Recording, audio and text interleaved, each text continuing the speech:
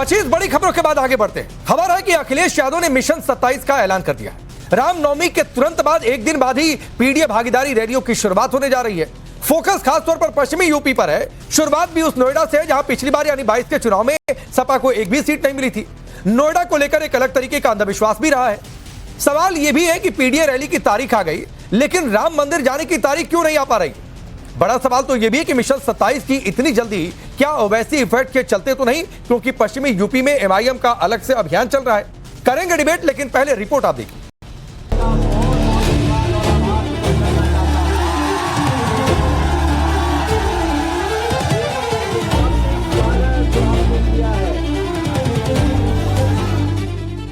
क्या 27 की रेस में अखिलेश यादव इस बार शुभ अशुभ का मिथक तोड़ देंगे?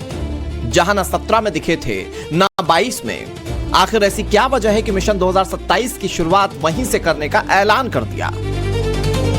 अखिलेश यादव के चुनावी शंखनाद की तारीख आ गई है। शुभ मुहूर्त रामनवमी के ठीक बाद अखिलेश मिशन यूपी 2027 का आगाज करने जा रहे हैं। लेकिन हैरान करने वाली बात यह कि इस बार बीजेपी के गढ़ नोएडा से चुनावी बिगुल फूंकने जा रहे हैं। सवाल ये कि उत्तर प्रदेश के जिन इलाकों को समाजवादी पार्टी का गढ़ माना जाता है, वहां से चुनावी मिशन की शुरुआत क्यों नहीं? कहीं ऐसा तो नहीं कि बिहार और महाराष्ट्र के बाद उत्तर प्रदेश में भी ओवैसी इफेक्ट का डर अखिलेश को सता रहा है?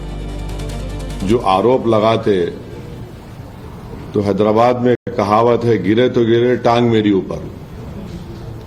तो अब मैं उसका तो इलाज मेरे पास नहीं। आप आरोप लगाइए, मुझे कोई फर्क नहीं पड़ता, मगर आप एक बात उनको समझना चाहिए कि अगर आप इस तरह से अनाप शनाप बक रहे हैं तो आप ना सिर्फ जो जनता निकलकर वोट डालकर हमको कामयाब करी, आप उनको तकलीफ दे रहे हैं।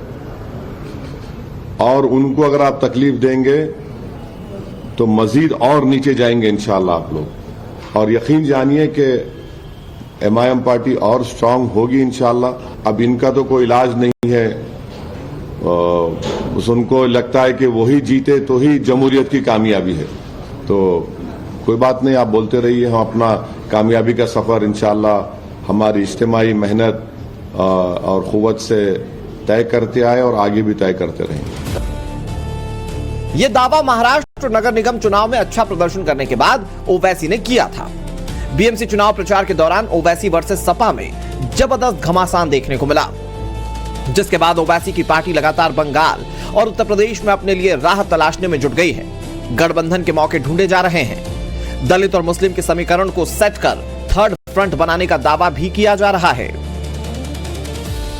उत्तर प्रदेश में चुनाव लड़ेंगे 2027 का। उसके पहले जिला पंचायत का इलेक्शन है। मजबूती के साथ हम तैयारी कर रहे हैं। लगातार मैं प्रोग्राम्स कर रहा हूं और हम चाहते हैं कि उत्तर प्रदेश के अंदर एक मजबूत थर्ड फ्रंट बने, क्योंकि समाजवादी पार्टी या उसका जो गठबंधन है 2017 में 2022 में नहीं रोक पाया बीजेपी को उत्तर प्रदेश में, और दूर दूर तक कहीं से भी नहीं दिख रहा है कि 2027 में बीजेपी को रोक पाएंगे। पीडीए का नारा बुलंद करने वाले अखिलेश ने जो तारीख चुनी है वो रामनवमी के ठीक बाद की है। कहीं ऐसा तो नहीं कि उन्हें अपने खास वोट बैंक के खिसकने का डर सता रहा है? क्या इसीलिए अपनी रणनीति में बदलाव करने का फैसला उन्होंने किया?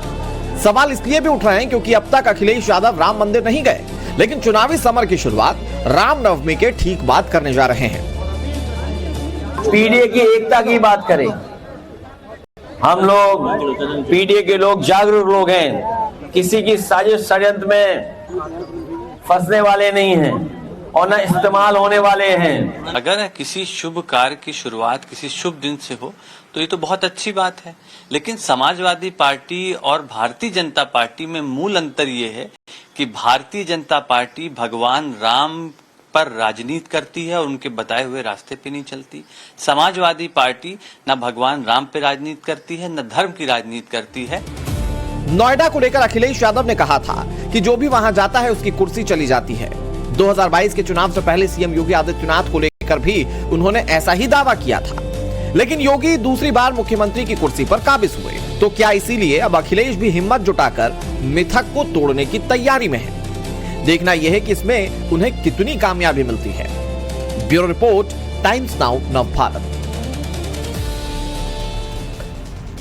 चलिए आपने रिपोर्ट देखी, मैं आपका परिचय आज के दो खास मेहमानों से करवाता हूं। मेरे साथ अनुराग भदौरिया जी हैं, समाजवादी पार्टी के नेता वरिष्ठ प्रवक्ता, और राकेश त्रिपाठी जी हैं, भारतीय जनता पार्टी के नेता और प्रवक्ता। आप दोनों का बहुत बहुत स्वागत है। अनुराग भदौरिया जी, इस बार तो एकदम प्री एक्टिव मोड में है। रामनवमी के तुरंत बाद मुहूर्त निकल आया।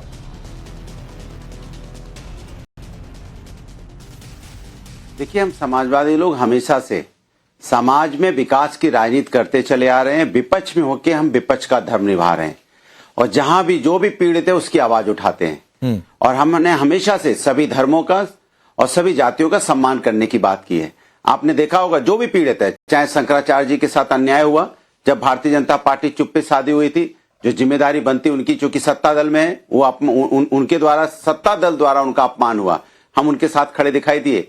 उनके लोगों के, उनके बटकों को किस तरह से पीटा गया, घसीटा गया, कैसे उनके यहाँ पे बुजुर्ग संत के साथ अन्याय हुआ, उनको हॉस्पिटल में भर्ती होना पड़ा, हम उनके साथ खड़े रहे। किसानों के साथ अन्याय हुआ, हम किसानों के साथ खड़े। महिलाओं के साथ अन्याय हुआ, चाहे खुशी दुबे हो या हाथरस की बेटी हो, हम खड़े दिखाई दिए। किसी भी माइनॉरिटी के साथ अन्याय होता है, हम खड़े दिखाई देते। कोई भी अगर पीड़ित है समाज के अंदर में, तो समाजवादी पार्टी खड़ी दिखाई देती है। तो हम उसी पे अपनी हमारा राजनीति सेवा भाव के लिए है। हम इसके लिए नहीं कि हमें अपनी किसी भी चीज को लेकर समाज के अंदर नफरत की बात करके हम समाज को बांटने की कोशिश करें। हम समाज को एक करने की कोशिश करते हैं, क्योंकि देश जो हिंदुस्तान है, इसकी आजादी में सभी का योगदान है। और सभी जब मिलकर एक साथ चलेंगे तभी देश आगे बढ़ेगा, तभी राष्ट्र आगे बढ़ेगा, तभी राष्ट्र निर्माण की बात होगी। अगर सही मायने में राष्ट्र निर्माण की कोई बात कर रहा है तो समाजवादी पार्टी करती है। और आप देखिएगा 2027 में समाजवादी पार्टी की सरकार होगी और भारतीय जनता भदौरिया पार्टी जी, की मैंने तो सोचा यह था कि आप 28 तारीख से जो पीडीए भागीदारी रैली मिशन 27 का शंखनाद अखिलेश यादव कर रहे हैं, कुछ आप उसके बारे में बताएंगे। आपने तो दूसरी लाइन ही पकड़ ली। देखिए, आप क्या सोचते हैं उससे समाजवादी को फर्क नहीं पड़ता है। समाजवादी क्या सोचते हैं, इससे समाजवादी चलती है। कि आपके ठीक है, हर पार्टी सोचे, लेकिन ये तो आपके मतलब की खबर है भाई। 28 तारीख से आप मिशन 27 शुरू कर रहे हैं, पश्चिमी यूपी पर फोकस है, उस नोएडा से शुरुआत कर रहे हैं जहां 22 में एक भी सीट नहीं मिली थी। तो कुछ अभियान के बारे में मुझे लगा आप बताते। अगर आपको ये मेरा लगना भी गलत लग रहा है तो मैं क्या कहूं फिर। देखिए, नहीं, अभियान के बारे में तो जब समाजवादी लोग कोई भी काम करते हैं तो समाज हित की बात करते हैं।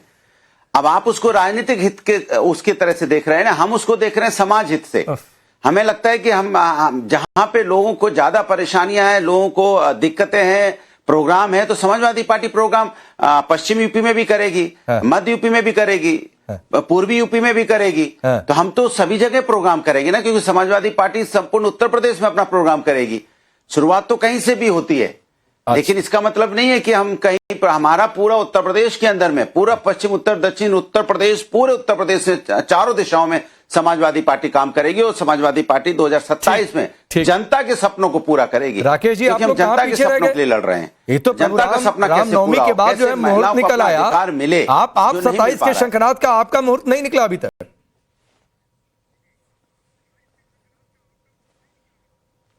राकेश जी, देखिए, मुझे लगता है कि इस तारीख को बहुत ध्यान से देखिए। तारीख रखी है 28, तो ना ये 27 जीत रहे हैं, ना ये 29 जीत रहे हैं। ये ऐसे ही बीच 28 में उलझे रह जाएंगे। और ये टाइमिंग देखिए, चयनित करते समय इन्होंने टाइमिंग चयनित की। रामनवमी का उत्सव देश भर में उस समय उफान पर होगा। 27, 26, 27 को रामनवमी पड़ रही है और रामनवमी के उत्सव के बीच में ये अपनी यात्रा का आगाज कर रहे हैं। प्रभु रामलला पर इनका विश्वास नहीं, रामलला का मंदिर दर्शन करने के लिए ये गए नहीं, आज तक उसका मुहूर्त निकाल नहीं पाए। लेकिन उत्सव के बीच में कैसे जातियों में तोड़ा जा सके, इसलिए पीडीए की भागीदारी की यात्रा लेकर के चल दी है। सच बात यह है। और इसके लिए जगह का चयन क्या किया? नोएडा। वही नोएडा जिस नोएडा को लेकर के अखिलेश यादव जी ये अंधविश्वास माना करते थे कि अगर नोएडा कोई मुख्यमंत्री रहते हुए चला जाएगा तो सत्ता में वापस नहीं आएगा। और सत्ता की ऐसी लिप्सा, ऐसी लालसा कि वही नोएडा, उसी नोएडा से शुरुआत कर रहे हैं। तो क्या अंधविश्वास से समझौता कर लिया है?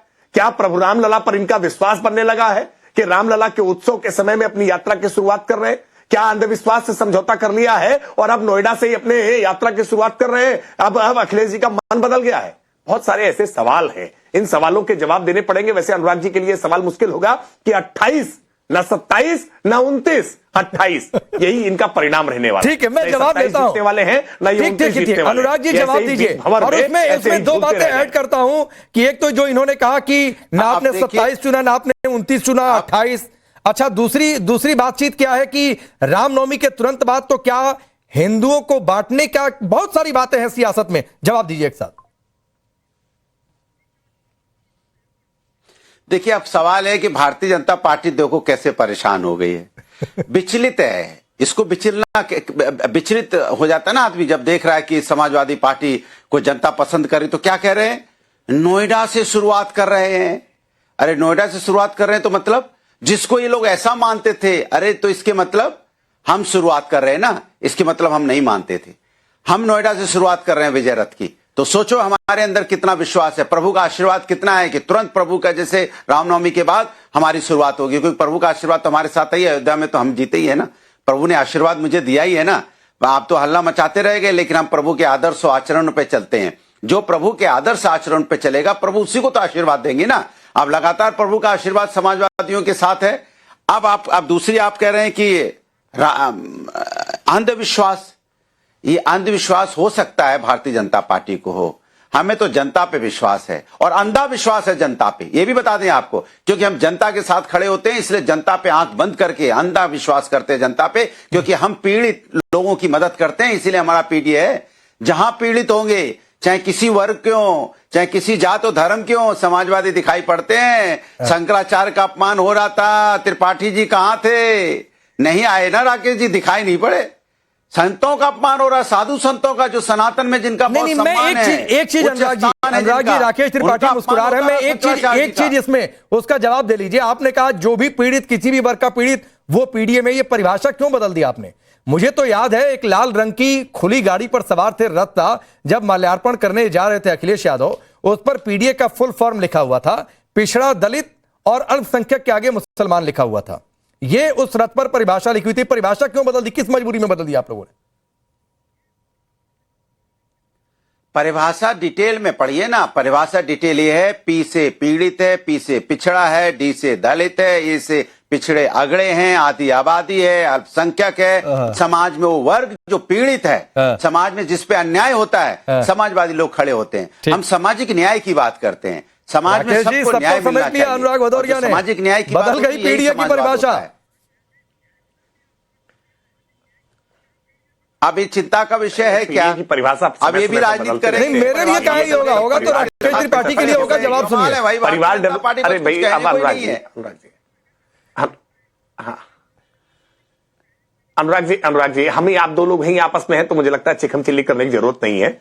आप पीडीए की परिभाषा को कई बार परिवार डेवलपमेंट एसोसिएशन के रूप में भी उत्तर प्रदेश की जनता जानती है, जिस परिवार में केवल पी फॉर परिवार, डी फॉर डिंपल और ए फॉर अखिलेश, यहां चचा शिवपाल के लिए भी जगह नहीं है, आजम खान के लिए तो अब कोई जगह बची ही नहीं है, रामगोपाल जी के लिए भी जगह नहीं है। परिवार में केवल डिंपल और अखिलेश। और ये पीडीए पाठशाला भी जब चला रहे थे ना, तो डी फॉर डिंपल पढ़ा रहे थे, ए फॉर अखिलेश पढ़ा रहे थे। ये हम नहीं कह रहे, इनकी पीडीए की जो पाठशाला चला रहे थे उसमें पढ़ाने वाले इनके शिक्षक ही पढ़ा रहे थे कि D for Dimple, A for Akhilesh, यही तो इनके पीडीए का मतलब है। और इसी पीडीए के मतलब को उत्तर प्रदेश की जनता जानती है कि कैसे परिवारवाद के अतिरिक्त इन्होंने कभी सोचा नहीं, कैसे अपने परिवार का विकास ही इन्होंने उत्तर प्रदेश का विकास समझ लिया, सैफई का विकास ही उत्तर प्रदेश का विकास समझ लिया। लेकिन उत्तर प्रदेश की जनता ने इसी नाते आपको खारिज किया है। और आप जब नोएडा से अपनी यात्रा की शुरुआत कर रहे हैं ना, तो एक बार जरा झांक कर देखिएगा, उसी नोएडा में जहां सैमसंग की कंपनी आपके सत्ता रहते हुए आ रही थी, लेकिन आपकी ब्राइब से परेशान होकर, घुसखोरी से परेशान होकर के सैमसंग की कंपनी वापस लौट गई थी। लेकिन कैसे योगी आदित्यनाथ सरकार आने के बाद से न केवल सैमसंग बल्कि आज मोबाइल मैन्युफैक्चरिंग की सबसे ज्यादा यूनिट्स उसी नोएडा में लगाने का काम आज योगी आदित्यनाथ की सरकार में प्रधानमंत्री मोदी जी के नेतृत्व में आज हमने करने का काम किया है। ये तो नोएडा आपको दिखाएगा ना, इस नोएडा की चमक को जिसको अंधविश्वास के तले आप ढक देने का काम किया करते थे, आज वो नोएडा कैसे चमक रहा है, दमक रहा है, और कैसे आज निवेश के लिए लोगों को आकर्षित करता है। वहां से ही निवेश के उत्तर प्रदेश के रास्ते खुलते हैं। नोएडा से जब निकलिएगा तो आप लगातार उत्तर प्रदेश की चमक दमक देखिएगा कि कैसे उत्तर प्रदेश का मतलब आप केवल सैफई नहीं होता है, कैसे उत्तर प्रदेश का मतलब केवल रामपुर नहीं होता है, कैसे उत्तर प्रदेश का मतलब केवल लखनऊ, अमेठी या रायबरेली नहीं होता है, बल्कि उत्तर प्रदेश का मतलब आज कैसे सहारनपुर भी होता है, कैसे शाहजहांपुर भी होता है, कैसे बलिया और बांदा भी होता है। अनुराग जी, मैं एक चीज और ऐड करता हूं, जो बात राकेश त्रिपाठी ने कही और मेरा भी वो सवाल है। अच्छी बात है, जितनी जल्दी चुनावी अभियान, लोकतंत्र में इससे बढ़िया क्या है कि आप तैयार रहिए चुनाव के लिए। लेकिन मेरी एक बात है, आपने कहा प्रभु राम का आशीर्वाद मिला अयोध्या से, बिल्कुल ठीक बात है, लेकिन उन प्रभुराम का बुलावा नहीं आया, वो तारीख नहीं आई कि कब जाएंगे अखिलेश यादव, लेकिन पीडीए रैली करने की तारीख आ गई। आप पहले कहते थे कि मंदिर वहीं बनाएंगे, तारीख नहीं बताएंगे, आप कह रहे हैं राम मंदिर जाएंगे, तारीख नहीं बताएंगे, लेकिन पीडीए रैली की तारीख बताएंगे। ये भारतीय जनता पार्टी का तो सवाल हो सकता है, आपका तो नहीं होगा, मैं पूरे विश्वास के साथ कह सकता हूं, क्योंकि प्रभु कण कण में हैं। प्रभु हर जगह, परमात्मा ही आत्मा है। आप आंख बंद करके खोजिए, प्रभु आपको मिलेंगे। इसीलिए कह रहे हैं प्रभु के आदर्श आचरण को अपनाइए। जो आदर्श आचरण को नहीं अपनाते हुए ऐसी बात जाएंगे। दूसरी बात, ऐसा कोई हिंदू नहीं है जिसके घर में मंदिर ना हो। ऐसा कोई हिंदू हो ही नहीं सकता सनातनी जो भगवान की पूजा ना करता हो। तो इसका मतलब ये थोड़ी नहीं कि अयोध्या में मंदिर नहीं होगा या उसको नहीं मानेंगे। हो सकता है। मैं पूछ रहा हूं, आपकी इस बात को कहने का मतलब है कि 27 चुनाव तक अखिलेश यादव नहीं जा रहे हैं अयोध्या, तब तक प्रभुराम का बुलावा नहीं आएगा। केदारेश्वर इतना, सुन तो लीजिए, केदारेश्वर ना, अरे सुन लीजिए, केदारेश्वर नाथ इतना बड़ा अच्छा मंदिर हमने बनाया है। आप भी आइए, दर्शन कीजिए। राजेश जी आपको बड़ा, राकेश जी नहीं, मैं तो बनने के क्रम में 2 बार जा चुका हूं अनुराग जी। हम कहेंगे और आप आ जाएंगे। मंदिर बनने के बाद तो नहीं, मंदिर बनने के क्रम में देखकर आया हूं और बड़ा अच्छा मंदिर बन रहा है। इतना अच्छा मंदिर, लेकिन फिर वो तर्क तो होता है कि अगर कणकण में भगवान तो इटावा में केदारेश्वर क्यों फिर? अच्छा, फिर तो ये लॉजिक वहां भी लग जाएगा। हाँ, तो वही मैं कह रहा हूं, तो आप मुझे बोलने दीजिए। आप जवाब दे रहा था। बोलिए। अब इन्होंने परिवारवाद की बात की। अपना दल परिवारवाद से आता है, उनके साथ सरकार चला रहे हैं। राजभर परिवार पार्टी है, सरकार चला रहे हैं। टीडीपी, पीडीपी के साथ भी इनका रहा है भैया। पासवान परिवारवादी पार्टी नहीं है, शिवसेना, एनसीपी, बताइए सिंधिया, कितना नाम लें, राजनाथ सिंह से लेके अनुराग ठाकुर से लेके, जो हम क्या लें बार बार, क्योंकि इनके पास विकास की बात करनी नहीं। दूसरी बात, इन्होंने बात की नोएडा की। अच्छा हुआ नोएडा की बात की। अरे भैया, आजकल नोएडा से गुजरते नहीं, राकेश जी खुद ही अपनी रात शाम को 6 बजे के बाद गाड़ी से नहीं निकलते। उन्हें पता है किस गड्ढे में गाड़ी चली जाए, नोएडा में हालत कर दिया। फिर बेचारा वो चिल्लाता रहेगा, एक युवराज चिल्लाता उसकी जान चली गई। आपके अधिकारी और आपके जो एजेंसी के लोग अंदर घुसे नहीं। कोई कह रहा ठंडा पानी है, कोई कह रहा सरिया है, और बेचारा चीखता चिल्लाता रहा और उसकी मौत हो गई। और आप बैठे यहाँ पे तारीफ करें। नोएडा जो बना है ना, नोएडा समाजवादी पार्टी की देन है। आपके टाइम तो जो हमने नोएडा बनाया है उसमें आपने गड्ढे कर दिए, जिसमें लोगों की मौतें होने लगी। पहले कोई इस तरह की कोई घटना बताइए आप, जो गड्ढा नोएडा में खुद गया, इस तरह से मौत होती है। और इस चमक दमक पर एक काला धब्बा तो लगा कि युवराज गया, डूब गया, मर गया, लोग खड़े रहे, बचा नहीं पाए कि ठंडा पानी है, गर्म हो जाए तो घुसेंगे पानी के अंदर। दूसरा देखिए, अगर कोई घटना हुई है तो निश्चित तौर पर सरकार की जवाबदेही से पीछे नहीं हटती। लेकिन आज ये सड़क पे गड्ढे की बात कर रहे हैं, ये सड़क पर गड्ढे की बात कर रहे हैं। आदमी के शरीर में इतने गड्ढे हो जाया करते थे, इतनी बुलेट चला करती थी, इतनी बुलेट्स। नहीं, अब संकट ये है कि अनुराग भदौरिया जी आरोप लगा करके उसके बाद भाग जाना चाहते हैं। अरे भाई, यही पूरा पश्चिमी उत्तर प्रदेश कैसे मुकीम काला के अत्याचार से, अन्याय से पीड़ित रहा करता था, क्या उत्तर प्रदेश भूल गया? आप एक व्यक्ति के गड्ढे में गिर जाने की बात कर रहे हैं, यहां शरीर के भीतर कितने गड्ढे हो जाते थे बुलेट्स के द्वारा। आज किस तरह से अपराधी आज नेस्तनाबूद करने का काम, हमने पूरे गिरोहों को आज उसकी कमर तोड़ देने का काम किया। वरना याद करिए कैसे, कहां कौन पुजारी गैंग, कौन काना गैंग, कौन भाटी गैंग, कितने प्रकार के गैंग हुआ करते थे इसी पश्चिमी उत्तर प्रदेश में, गौतम बुद्ध नगर से लेकर के, और कैसे सहारनपुर, मुरादाबाद तक, बरेली तक, कैसे उत्तर प्रदेश में वन डिस्ट्रिक्ट वन माफिया आपने अपने सत्ता शासन के समय फैला रखा था। आज हमने उसकी राकेश जी एक छोटा सा क्रॉस है उत्तर प्रदेश में। राकेश जी एक छोटा सा क्रॉस है, किया है एक छोटा सा क्रॉस है। युवराज गया, गड्ढे में मर गया, करता था। ठीक है, आप लोगों ने लॉ एंड ऑर्डर बेहतर कंट्रोल किया, क्राइम कम किया, लेकिन यह तर्क हो सकता है क्या कि युवराज मर गया उसको डिफेंड कर दे या अधिकारियों पर दीपापोती हो जाए? यह तर्क हो सकता है बचाव में? नहीं, बिल्कुल डिफेंड नहीं, बिल्कुल नहीं हो सकता है। मैंने पहले ही कहा कि हमारी संवेदनाएं भी पुलिस के साथ है, और निश्चित तौर पर जो दोषी अधिकारी कर्मचारी हैं उनके खिलाफ भी निश्चित तौर पर कार्रवाई होनी चाहिए। हम बिल्कुल इस बात के पक्षधर नहीं है कि ऐसे कोई अधिकारी जिन्होंने लापरवाही बरती हो उनको किसी तरह से बचाव का रास्ता मिले। निश्चित तौर पर उनके खिलाफ कार्रवाई होनी चाहिए, और उसमें कार्रवाई होगी भी। बहुत सारी कार्रवाइयां हो रही है। थोड़ा सा अगले मोड़ पर इस डिबेट को लेकर जाता हूं कि अगर इतनी जल्दी हुई है, जल्दी बुरी बात नहीं है, अच्छी बात है, समय से पहले आप शुरुआत कर रहे हैं, लेकिन एक सवाल है, सवाल यह कि क्या यह ओवैसी इफेक्ट का असर है जो बिहार में नतीजे आए, जो महाराष्ट्र में नतीजे आए, और जो खास तौर पर वेस्टर्न यूपी में एमआईएम का अभियान चल रहा है। 7 फरवरी से शुरू हुआ यह प्लान 15 फरवरी तक चल रहा है। बरेली, मुरादाबाद, अमरोहा, मेरठ, मुजफ्फरनगर, सहारनपुर, बिजनौर, संभल, अलीगढ़, इन खासतौर पर 9 जिलों में मुस्लिम वोट बैंक के बीच ये पूरी, तो उस वोट बैंक को बचाने की क्या यह कवायद है? बेचैनी है कि कहीं ये वोट बैंक छिटक गया तो क्या होगा, सबसे ज्यादा नुकसान हमारा? देखिए, समाजवादी लोग, मैंने फिर आपको बोला, हम समाजवादी लोग समाज की बात करते हैं, समाज को आगे ले जाने की बात करते हैं। लोकतंत्र में सभी पार्टियां हैं, भारतीय जनता पार्टी भी है, दूसरे दल भी हैं, सब अपना अपना काम कर रहे हैं, करना भी चाहिए। कौन क्या करता है इसकी समाजवादी परवाह नहीं करते। समाजवादी पार्टी जनता की परवाह करते हैं, जनता की चिंता करते हैं। इसलिए सवाल हमने किसका उठाया? युवराज का। इन्होंने देखिए, सोचिए, भारतीय जनता पार्टी का मानसिक दिवालियापन देखिए। युवराज की बात कर रहे हैं तो कहां चले गए वो गुंडा माफिया की बात करने? अरे भाई, जिसके घर का एक चिराग बुझता है ना, और गड्ढे में गिर के सरकार की नाकामी की वजह से अनुराग जी, डीएम साहब जाती है, शीशा मैं आपके इस मुद्दे के बिल्कुल साथ हूं। शीशा खुलता तक नहीं। नोएडा जैसे शहर में एक नौजवान या कोई भी मर जाए और सामने खड़े रहे अधिकारी नहीं बचा पाए तो उन पर जितनी सख्त कार्रवाई हो सकती होनी चाहिए। लेकिन सर आइए अगले सवाल पर, वो मुद्दा हो गया, कई सारे मुद्दे हैं। जवाब दे इस सवाल पर आइए कि क्यों वेस्टर्न यूपी से ये वोट बैंक को बचाने की कवायद, ओवैसी से डर? देखिए, वो हम लोग डरने वाले लोग हैं क्या? भारतीय जनता पार्टी या कोई दूसरा दल, समाजवादी डरते नहीं है, क्योंकि समाजवादी जनता का काम करती है। हम किसी से कंपटीशन में काम नहीं करते हैं। अच्छा, हम निरंतर 12 महीने काम करने वाले लोग हैं, 24 घंटे काम करने वाले लोग हैं। हम समाजवादी लोग हमेशा अपने हिसाब से काम करते हैं जनता के लिए, और जब जनता के लिए काम करते हैं तो हम ये सब थोड़ी सोचते कौन क्या है नहीं है। समाजवादी किसी से डर के काम करती है, समाजवादी जनता का सम्मान करती है, और समाजवादी जब भी बात करती है तो विकास की बात करती है। देखिए, इतनी देर से बीजेपी के प्रवक्ता बोल रहे हैं, लेकिन एक बार विकास के मुद्दों पे नहीं बोल रहे हैं। गोली छलनी हो जाता था, गुंडे माफिया थे। भदौरिया जी, मैं ओवैसी का नाम लेकर सवाल कर रहा हूं, आप ओवैसी का नाम लेकर जवाब नहीं दे पा रहे। हम किसी से नहीं डरते हैं, हमको किसी से दिक्कत नहीं है, आप नाम ही लेकर जवाब नहीं दे पा रहे हैं। अरे कमाल की बात कर रहे हैं आप, कह रहे जवाब दो। क्यों जवाब दो? जिनका हमारी मर्जी, हम क्या जवाब देंगे? क्या बात हुई जिसका नाम लेंगे जवाब दो? क्यों जवाब दो भाई? बीजेपी से ले लेना जवाब, हम समाजवादी की बात करते हैं, दुनिया की बात करते थोड़ी बैठे हैं। ये कहीं ये लोग गठबंधन की बातचीत कर नहीं रहे हो, क्या हो रहा हो? मैं ओवैसी का नाम ले लेकर 10 बार नाम ले लिया, एक बार नाम लेकर जवाब नहीं दे पा रहे हैं। नहीं, कोई जवाबदेही इनकी है ही नहीं, कैसे जवाब देंगे?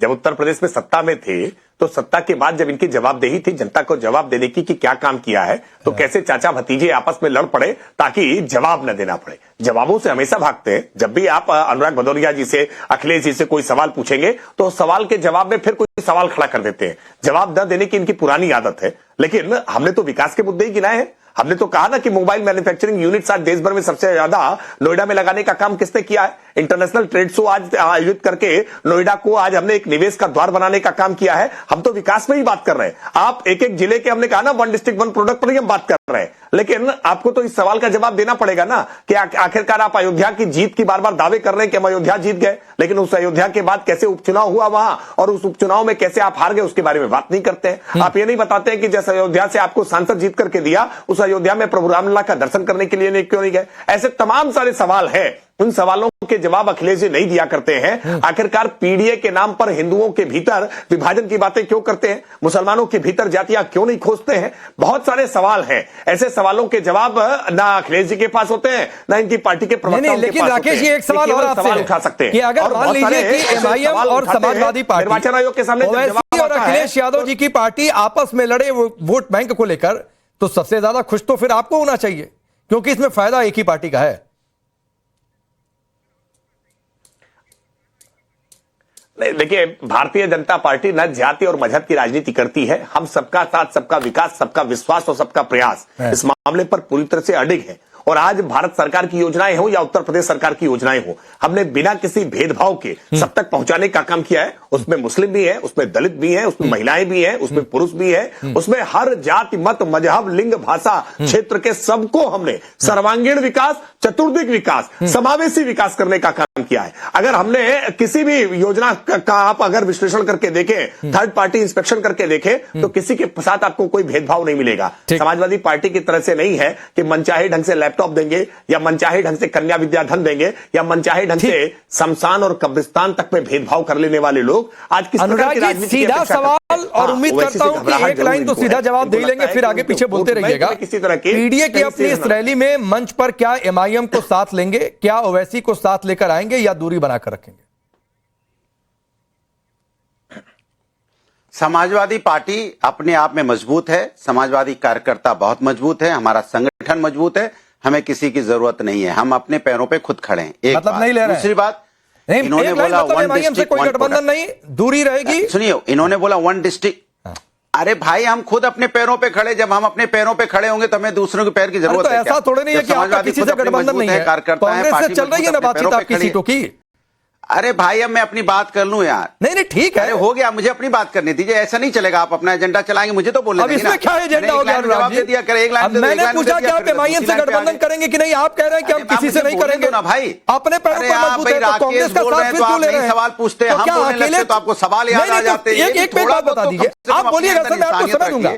आप बता दीजिए कि क्या फिर किसी भी दल के साथ समाजवादी पार्टी 27 के चुनाव में गठबंधन नहीं करेगी, चाहे वो वैसी के एमआईएम हो, चाहे वो कांग्रेस पार्टी हो? अब मैं बोल लूं अपनी बात। नहीं, मुझे बस बता दीजिए, क्या अकेले चुनाव लड़ेंगे बिना किसी गठबंधन के? भाई, तो आप उन्हीं से, आपको इतना प्यार है, आपको इतना प्यार है तो आप उन्हीं को ज्वाइन कर लो प्रभु। हमें नहीं, मुझे आपसे भी प्यार है। आपको वैसी जी से प्यार है, अनुराग आप ज्वाइन भदौरिया कर जी, लो मुझे उनको। हमें आपसे तो भी बोलने प्यार दो है, अपनी अखिलेश यादव जी से भी प्यार है, तो हमें बोलने दो राकेश अपनी त्रिपाठी जी से भी प्यार है, मुझे इस देश के हर आदमी, नहीं, हर तो हम पॉलिटिकल अपनी पार्टी से प्यार है, मुझे किसी से कोई दुश्मनी नहीं है। मुझे तो अपनी बात लेकिन मैं कहने एक दो। चीज, ना अरे ऐसा प्रभु, नहीं होगा मुझे भदौरिया अपनी बात कहने जी, दो। एक सवाल का जवाब आना चाहिए कि समाजवादी पार्टी क्या गठबंधन बिल्कुल नहीं करेगी, अकेले चुनाव लड़ेगी या सिर्फ ओवैसी से गठबंधन नहीं करेगी? तो हम क्या करें? समाजवादी पार्टी अपने पैरों पे खड़ी है। समाजवादी पार्टी का नेतृत्व डिसाइड करता है कि किसके साथ गठबंधन होगा, नहीं होगा। अनुराग भदौरिया नहीं करते हैं। मतलब अब मुझे कांग्रेस से आगे करेंगे, बोलने दीजिए। एमआईएम से अभी देखेंगे? सवाल ये है, इन्होंने बोला वन नहीं, डिस्ट्रिक्ट। मतलब कांग्रेस से करेंगे, एमआईएम से देखेंगे? मेरी बात मैंने करी, राष्ट्रीय नेतृत्व तो तय करता है प्रभु। नहीं, मैं तो अपनी ठीक बात ही कर है, लूं। लेकिन प्रवक्ता है तो प्रवक्ता ही बताएगा, राष्ट्रीय नेतृत्व आकर थोड़े नहीं डिबेट में बताएगा। वन प्रोडक्ट की बात कर रहे थे। हाँ, चलिए बोलिए। राष्ट्रीय नेतृत्व ही बताएगा, हम नहीं बता पाएंगे। हम अभी उतने बड़े नेता नहीं है कि हम बता देंगे किससे गठबंधन होगा। अरे नहीं होगा। मेरे हमें कोई शो में आकर बोलने में कोई डिबेट बुरी में नहीं आकर है। तो आप ही बताएंगे अब ना। राकेश त्रिपाठी बता सकते हैं बीजेपी की, मैं नहीं बता पाऊंगा। ठीक है, चलिए। अरे मैं नहीं बता पाऊंगा, मैं अभी उतना बड़ा नेता नहीं हूं। मैं अपनी बात कह लूं। वन डिस्ट्रिक्ट वन प्रोडक्ट की बात कर रहे थे, इनसे पूछो भैया, वन डिस्ट्रिक्ट में लखीमपुर में कौन सा प्रोडक्ट है, रायबरेली में कौन सा प्रोडक्ट है, अमेठी में कौन सा प्रोडक्ट है, इटावा, मैनपुरी, कन्नौज, आजमगढ़, गाजीपुर, जौनपुर, कौन सा प्रोडक्ट है? बताइए कौन कौन सा एक डिस्ट्रिक्ट में प्रोडक्ट है। लखीमपुर में कौन सा प्रोडक्ट है जो पूरे विदेश में देश में बिक रहा है? ऐसा लफाजी करते बैठ के आगे one district one product, one district one product, one district one product, one district one product. अरे कौन सा प्रोडक्ट भाई? कहां है भाई? बेरोजगारी का आलम है, लोग परेशान है, रोजगार नहीं मिल रहा है। One district one product, one district one product. और रोज ये लोग बोलते हैं कोई माफिया बचेगा नहीं, कोई माफिया, सब मिट्टी में वो हो जाएंगे।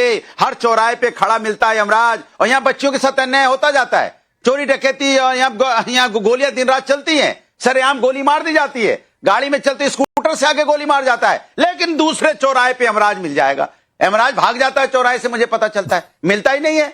लोग बच्चियों के साथ अन्याय करके निकल जाते हैं। कैसी बातें करते हैं लोग? माने इनकी बात को कैसे विश्वास करें?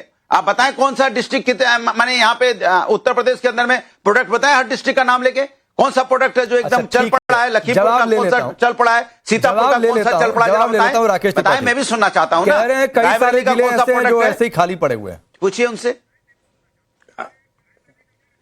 अरे भाई, हर जिले का प्रोडक्ट है भाई। अनुराग भदौरिया जी, आपको जानकारी नहीं है तो आप थोड़ा गूगल कर लिया करो। आपको नई जानकारी है तो आप आसानी से गूगल से जानकारी ले लिया करो। सीतापुर की दरी आपने कभी देखे नहीं होंगे, मुरादाबाद के पीतल के बर्तन आपने देखे नहीं होंगे, अलीगढ़ के ताले आपने देखे नहीं होंगे, आपने बरेली का सुरमा देखा नहीं होगा, आपने रामपुर के चाकू देखे नहीं होंगे। आपको नहीं मालूम है ना कि आज कैसे, और ये आज की पीढ़ी को नहीं, आप देखेंगे तो आप दशकों पहले अलग अलग जिलों। अच्छा, एक मिनट राकेश त्रिपाठी जी, दुनिया भर में मैं 1 मिनट समय ले लेता हूं आपका। सर 1 मिनट समय ले लेता हूं, थोड़ा सा मुझे फैक्ट चेक की आदत है। 1 मिनट आपका समय ले लेता हूं।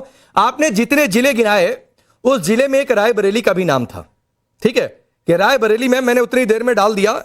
ये वेबसाइट है, जरा दिखाइएगा भाई, जरा क्लोज करिए एक दूसरे कैमरे से। ये वन डिस्ट्रिक्ट वन प्रोडक्ट की वेबसाइट है सरकार की, और इसमें रायबरेली का नाम है। और ये दिखा दीजिए अनुराग जी, देखिएगा, रायबरेली में वन डिस्ट्रिक्ट वन प्रोडक्ट में वुड वर्क आता है। ये मेरी वेबसाइट नहीं है, ये यूपी गवर्नमेंट की वन डिस्ट्रिक्ट वन प्रोडक्ट की वेबसाइट है। अनुराग भदौरिया जी, एक फैक्ट आपके सामने है सर, कौन तैयारी करके नहीं आया? अरे जवाब दे रहा हूं। हाँ, जवाब दे दूं। देखिए, जिसका ये नाम लिख रहे हैं ना, जिन लोगों का, ये दशकों से यहाँ चल रहा है। पीतल का काम, रायबरेली में वुड का काम, सहारनपुर में फर्नीचर का काम, लखनऊ में चिकनकारी का काम, कन्नौज मित्र का काम, ये आज से चल रहा है क्या? अरे तो वैसे ही तो प्रोडक्ट उस जिले में डेजिग्नेट किए जाते हैं जिसका काम ज्यादा है, जिसको प्रमोट किया जाए। आपने ऐसे कह दिया अनुराग भदौरिया जी कि उस जिले में वन डिस्ट्रिक्ट वन प्रोडक्ट में कोई प्रोडक्ट ही रैंक नहीं है। सुनिए तो सर ऐसे झूठ मत बोला करिए। ये देखिए, ये मेरी नहीं, ये वेबसाइट है, ओडीओपी की वेबसाइट है, बन रही है। ये सिर्फ अरे आप मेरे में बीच में रनिंग कमेंट्री करेंगे तो कैसे काम चलेगा? आपका एजेंडा हो गया, बीजेपी ने देख लिया। अरे एजेंडा हो गया ये। अब मैं बोलता हूं आप रनिंग कमेंट्री करने लग जाते हैं। चलिए 30 सेकंड बोलिए, फिर राकेश त्रिपाठी का जवाब। इन डिस्ट्रिक्टों में काम आज से नहीं हो रहा है। देखिए, इस जिन डिस्ट्रिक्टों की आप बात कर रहे हैं, पीतल का काम मुरादाबाद में आज से नहीं हो रहा है, सहारनपुर में फर्नीचर का काम आज से नहीं हो रहा है, या रायबरेली में या वहां भदोही चले जाओगे कारपेंटर काम है, लखनऊ में चिकनकारी का काम, या कन्नौज मित्र का काम, और दूसरी जगह काम है जो उत्तर प्रदेश के वर्षों से हो रहे हैं। थोड़ा कम है। इन्होंने नया प्रोडक्ट क्या लॉन्च किया वो मैं जानना चाहता हूं। वन डिस्ट्रिक्ट वन प्रोडक्ट, वही तो मैं जानना चाहता हूं। इन्होंने कौन सा, इन्होंने हॉस्पिटल बनाए, ठीक है हॉस्पिटल बनाए ना, समय कम है राकेश त्रिपाठी। जो डिस्ट्रिक्ट के हॉस्पिटल थे, जिला अस्पताल है, उसको इन्होंने मेडिकल कॉलेज बना दिया, नाम दे दिया मेडिकल कॉलेज हो गया, जिला अस्पताल है वो। आज भी है, तब भी था। आपने नया क्या बनाया? अब सुनिए अनुराग जी सुनिए। देखिए, आप कह रहे हैं कि ना ये वर्षों से काम है, मैं तो स्वीकार कर रहा हूं ना। भारत तो सोने की चिड़िया थी ही ना। भारत तो दुनिया भर में सबसे विख्यात, और इसी कारण से अंग्रेज से लेकर के तमाम खींचे चले आते थे भारत की तरफ। भारत तो संपन्न था। आपने इसकी संपन्नता को अपने शासनकाल में धूल धूसरित करने का काम किया। भारतीय जनता पार्टी की सरकार आने के बाद से हमने उस चमक को बढ़ाने का काम किया है। कैसे सिद्धार्थ नगर में, अब सुना नहीं करते अनुराग भदौरिया, अच्छी बात, चिखम मत किया भाई। सिद्धार्थ नगर में काला नमक चावल जो है ना सिद्धार्थ नगर का, आपके शासनकाल में नहीं पैदा हो पा रहा था, प्रोत्साहन नहीं था उसका। लेकिन आज उत्तर प्रदेश में भारतीय जनता पार्टी की सरकार बनने के बाद से काला नमक के चावल की कीमत आज 100 रुपए से लेकर के 500 रुपए किलो तक, आज देश से नहीं दुनिया भर में। ठीक है, वक्त थोड़ा कम है, आप दोनों लोगों को रोकना पड़ेगा। बहुत बहुत धन्यवाद, बहुत बहुत शुक्रिया। अभी तो 27 के शंखनाद की बातचीत हो रही है, डिबेट बहुत आगे जाएगी, पीडीए के मंच पर कौन कौन है नहीं है। लेकिन एक बात तय है कि ओवैसी से गठबंधन करेंगे नहीं करेंगे, बड़ी अजीब दुविधा है। आप दोनों का बहुत बहुत शुक्रिया। रुकेंगे ब्रेक।